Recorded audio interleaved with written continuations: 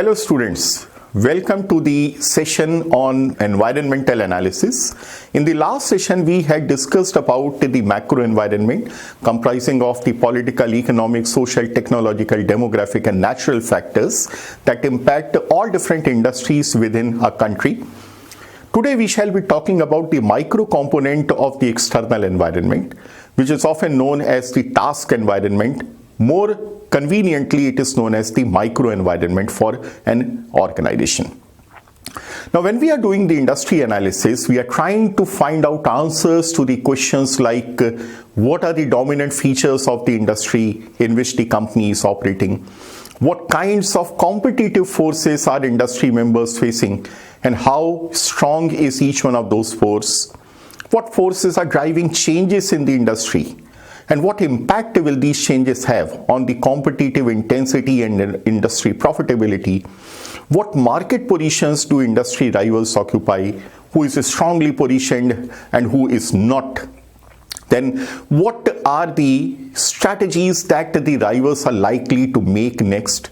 Then what are the key factors for competitive success within the industry? And then does the outlook of the industry present the companies with sufficiently positive prospects of profitability? So industry analysis is trying to find out answers to these questions. When we are doing the industry analysis, in fact, we try to do it in 5 different ways. The first is about the setting of the industry. The second is the structure of the industry. The third is the attractiveness of the industry. The fourth is the performance of the industry. And the fifth is the common practices of the players in the industry. Coming to the first one, the industry setting, whether the industry is fragmented or it is consolidated.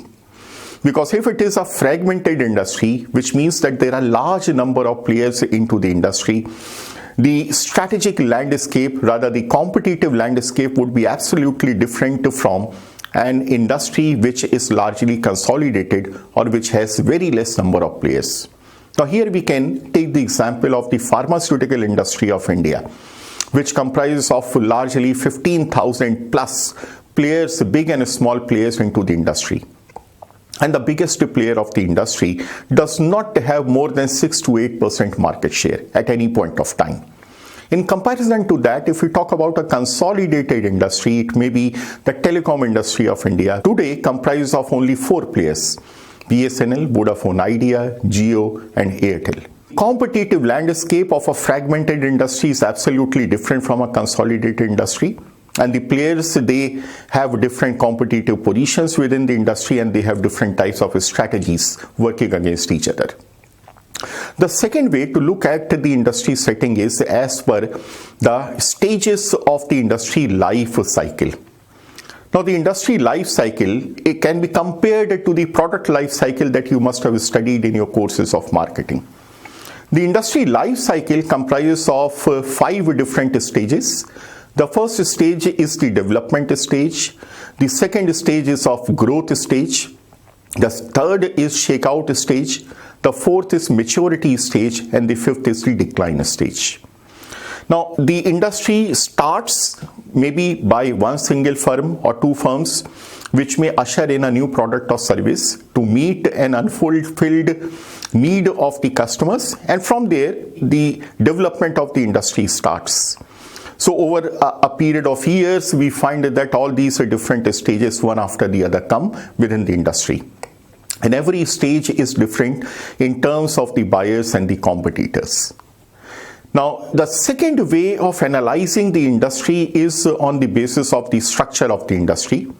And the factors that define the structure of the industry are the kind of product differentiation or product heterogeneity, the number of competitors and the dependence on the competitors, and the entry and the exit barriers of the industry.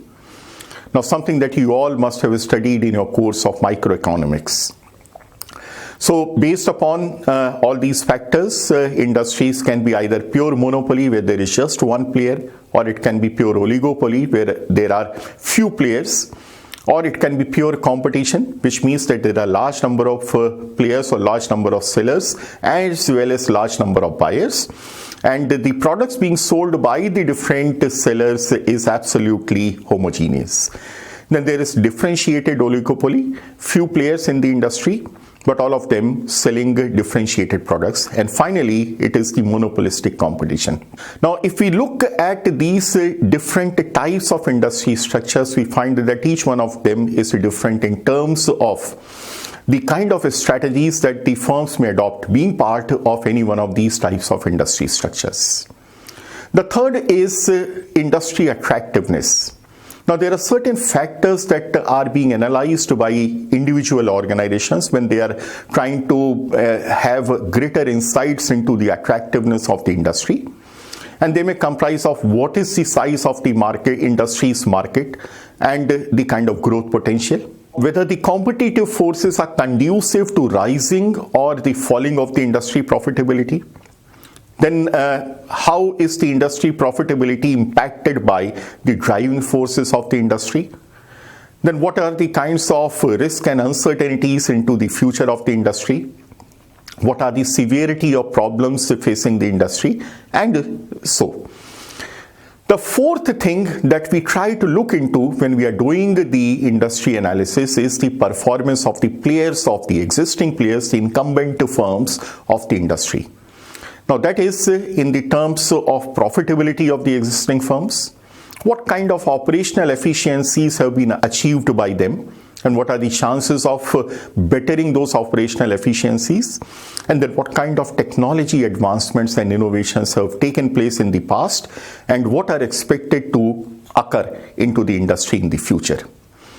And finally, one thing that is being analyzed by the firms into the industry are the kinds of practices of the existing firms.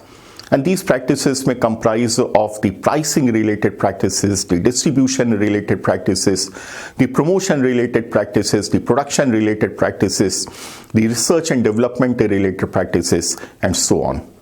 So when we do these 5 types of analysis of the industry, we get better insights and are in a better position to identify the opportunities and threats for individual firms. Thank you.